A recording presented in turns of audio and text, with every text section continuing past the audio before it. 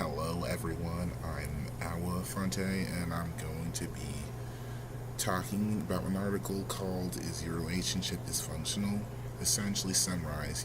This is questioning what makes a relationship work and what makes it fail. It's just how do you extend if you're dating someone? How do you make it last? How do you get that happily ever after? Disney movies that we're always talking about. And well, this article broke down a few common mistakes that people usually make along a track that ends up, screwing the relationship up so that you, as a person, can avoid it. This is to all those people who are in relationships. This is to people who want to be in one, stuff that you could learn from beforehand so that, you don't screw up and end up ruining what could potentially be the best thing in your life. One of the things that, ruins people is assignment of blame. Essentially, let's say you're dating someone. And well, something happens, blaming your significant other for a decision or an after effect of a consequence instead of, for example, just dealing with it yourself. That in itself is an issue because, well, when people feel accused, they get defensive, and defensive arguing causes tension, and tension just it's not good for a relationship. If you really want a relationship to work, you can't go around doing that.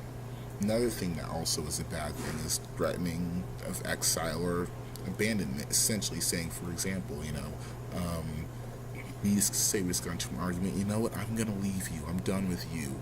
I don't like you. I hate you. I'm just gonna move on. I got better options anyway. No, no, don't do that. It's not a good thing because, well, if you love someone, you'll stick around with them. It doesn't matter if things get tough.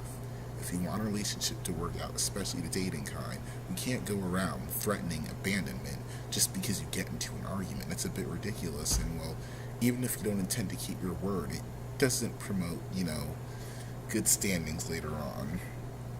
Another thing is, well, ownership. Essentially regarding that significant other as your property. You have to respect that while they are with you, they are their own unique individual person.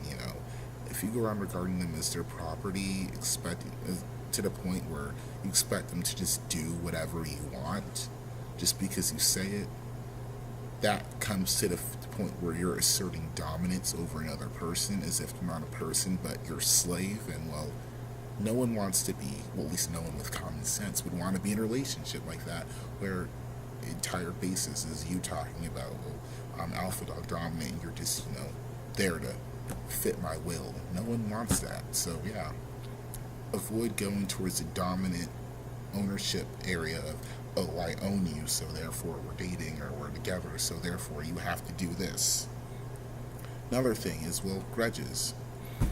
You don't want to hold grudges. Well, let's say, for example, you're the person you're dating, your spouse or whatever, accidentally, for example, leaves the dog outside and ends up barking and ruining your sleep or messing up your garden because he or she didn't take it inside. Next morning you come out and you see your garden messed up. You could say you forgive him or her, but in this scenario, make sure you actually mean it. This could even be applied to cheating, for example. Your spouse cheats on you, but is genuinely sorry about it. Then you take that spouse back. Make sure you're genuinely over it, because, I get it, cheating hurts. And, you don't want to, it sucks to feel that way, but when you say you forgive someone, actually forgive them in a relationship. Don't go, especially when it comes to dating, don't go around saying, oh, I forgive you, but you're really harboring some dark inner hatred for that person just because he cheated. Don't, because grudges lead to people, for example, screwing up and trying to claim they're justified because another person. I've heard about couples that literally, for example, their girlfriend, guy dating a girlfriend cheats on the guy, then later on the guy, just out of spite, later on this is pissed off, ends up cheating on the girl with someone else. Then when the girl gets mad at the guy, oh no, well, you cheated on me before, so you can't get mad at me because it's okay. So that's an example of holding a grudge. Not a good thing.